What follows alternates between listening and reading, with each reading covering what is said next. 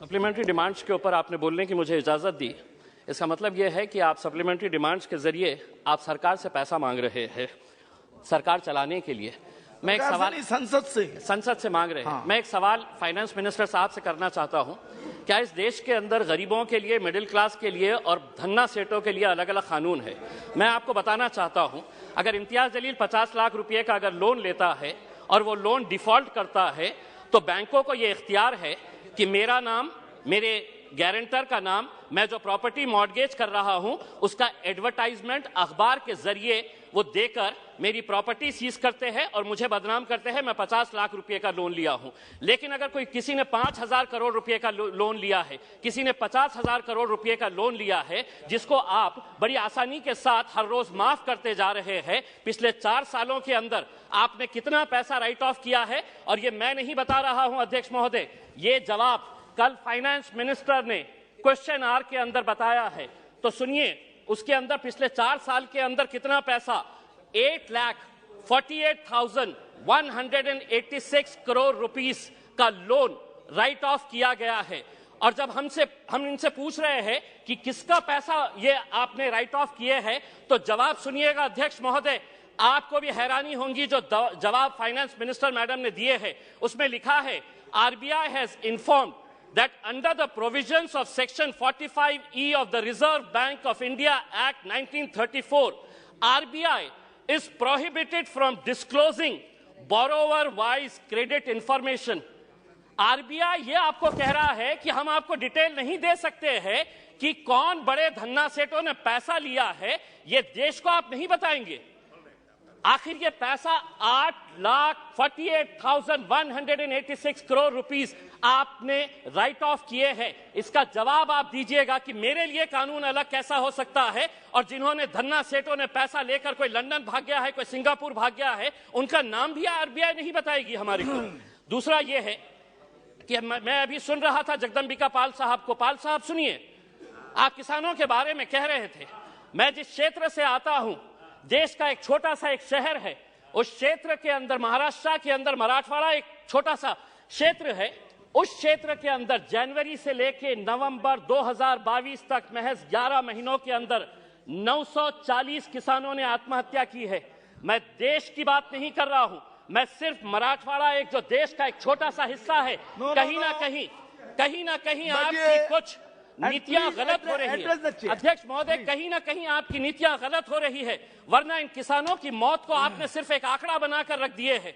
940 किसान अगर सिर्फ एक क्षेत्र से मर रहे हैं और ये कहते हैं कि नहीं हमने किसानों के लिए इतना किया है, तो क्या वजह है कि आज किसान अपनी जान दे रहा है?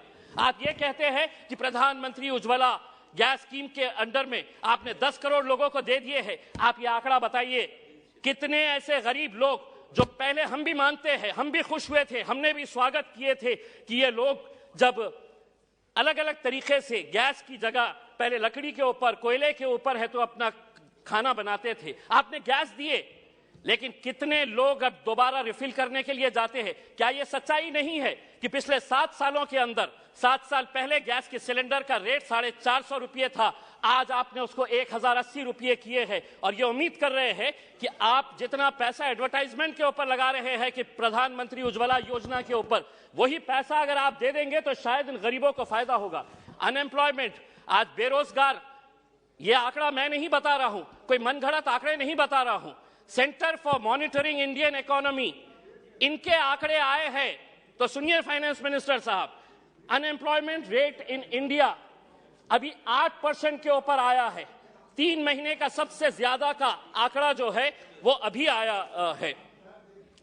अध्यक्ष महोदय, हो सकता है आपके पास भी एक EPS 95 की एक स्कीम है। बुजुर्ग लोग, ऐसे बूढ़े लोग, और मैं फाइनेंस मिनिस्टर साहब को यह बताना चाहता हूं कि इनके पास भी सर 65 लाख ऐसे पेंशनर्स हैं जिनको पेंशन कितनी दी जा रही है? 250 रुपये, 500 रुपये। फाइनेंस मिनिस्टर साहब से मैं इसलिए मुखातिब हो रहा हूं कि ये मेरे शहर से आते हैं। अगर देश के फाइनेंस मिनिस्टर साहब, मैं आपको कहता हूं, लीजिए एक नाम भी नोट करिएगा, सुलोचना गडप्पा, 70 साल की महिला है, औरंगाबाद में रहती है। सुलोचना गडप्पा, फाइनेंस मिनिस्टर साहब नोट करिए, आप औरंगाबाद शहर से ही आते हैं। उसको कितनी पेंशन दी जाती है? 250 रुपये। 70 साल की कोई बच्चा नहीं है, वो 250 रुपये के अंदर वो अपना घर का बसेरा करेगी। मेरा ये कहना है कि पेंशन स्कीम के अंदर आपके पास कितना पैसा है, वो पैसे से ईपीएस 95 के पिछले कई सालों से, और हर एमपी को इन लोगों ने खून से अपना लेटर लिखकर आपको निवेदन दिया है कि हमारे लिए कुछ तो भी करिएगा करके, आपके पास भी दिए हैं, आपकी भी फोटो छपी थी उसमें। दूसरा ये है कि आप ईएमआई के रेट्स तो बढ़ा रहे हैं, होम लोन का रेट बढ़ गया, व्हीकल लोन का रेट बढ़ गया, आप एफडी का रेट क्यों नहीं बढ़ा रहे हैं? क्या वजह है कि आप ये रेट्स के अंदर तो बड़ी आसानी के साथ फैसला ले लेते हैं, लेकिन एफडी का रेट जब बढ़ाने की बात आती है तो आप इसके अंदर कोई फैसला नहीं लेते हैं। आप एजुकेशन के लिए पैसा मांग रहे हैं। मैं ये कहना चाहता हूं अध्यक्ष महोदय, अगर स्कूल में टीचर नहीं, कॉलेज में लेक्चरर नहीं, और अगर अस्पताल के अंदर डॉक्टर नहीं, तो वो इमारतें किसी काम की नहीं है। अगर वहां पर अगर आपके पास फैकल्टीज नहीं है, और ये भी मैं मनगढ़ंत नहीं बता रहा हूं, आप ही ने जवाब दिया है, सरकार ने लिखित में जवाब दिया है, यूनिवर्सिटीज के अंदर, सेंट्रल यूनिवर्सिटीज के अंदर प्रोफेसर्स कितनी, अध्यक्ष महोदय, प्रोफेसर्स की कितनी वैकेंसी है? 6180 प्रोफेसर्स की वैकेंसीज है। आईआईटीज और आईआईएम्स, बहुत सारे बीजेपी के हमारे सदस्यों ने कहा कि देखिए हमारे राज्य के अंदर हम कितने आईआईटीज और आईआईएम्स बना रहे हैं। इमारत बनाने से तालीम नहीं पहुंचाई जा सकती है, उसके लिए आपको लेक्चरर्स की जरूरत रहेगी। आईआईटीज के अंदर 4502 लेक्चरर्स प्रोफेसर्स की वैकेंसीज है, आईआईएम्स के अंदर 493 वैकेंसीज है। दूसरा ये है एक बहुत अहम सवाल, 2015 के अंदर आपने प्रधानमंत्री आवास योजना शुरू की, हमने स्वागत किया, पूरे देश ने स्वागत किया कि हर बेघर को घर मिलने वाला है। और प्रधानमंत्री साहब का एक भाषण भी है जिसमें उन्होंने खुद ने कहा है, यूट्यूब के ऊपर आप भी देख सकते हैं, कि 2022 तक हम हर बेघर को घर देंगे। फाइनेंस मिनिस्टर साहब औरंगाबाद से है, 50,000 लोगों ने अप्लाई किया है पिछले 6 साल से। आज मैं पूरी जिम्मेदारी के साथ ये कह रहा हूं, एक सादा ईंट तक नहीं पड़ा है। बिल्डिंग बनाने की तो बात छोड़िएगा आप, सादा ईंट नहीं पड़ा। अध्यक्ष महोदय सिर्फ एक मिनट, एक सादी ईंट तक नहीं पड़ी है। दूसरा ये है अध्यक्ष महोदय, जाते जाते इस मुल्क को, हमने कल के दिन फाइनेंस मिनिस्टर मैडम कह रहे थे कि फास्टेस्ट ग्रोइंग इकोनॉमी है। हम आपसे ये पूछना चाहते हैं, अगर आप एक इतने बड़े माइनॉरिटी के तबके को अगर आप पीछे रखेंगे और आप ये उम्मीद करेंगे कि देश चलेगा आगे, हम क्या कहना चाह रहे हैं? आप हमारी प्री मैट्रिक स्कॉलरशिप बंद कर दे रहे हैं, आप हमारी मौलाना आजाद रिसर्च फेलोशिप आप बंद कर दे रहे हैं।